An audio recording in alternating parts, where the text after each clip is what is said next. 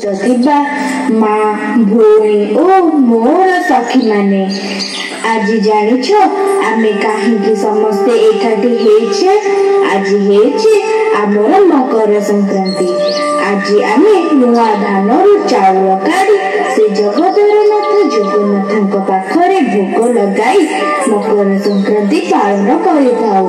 ଚାଲନ୍ତୁ ନେଇ ଚାଲୁଛି ମୋର ନୃତ୍ୟ ମାଧ୍ୟମରେ ଏକ ଝଲକ।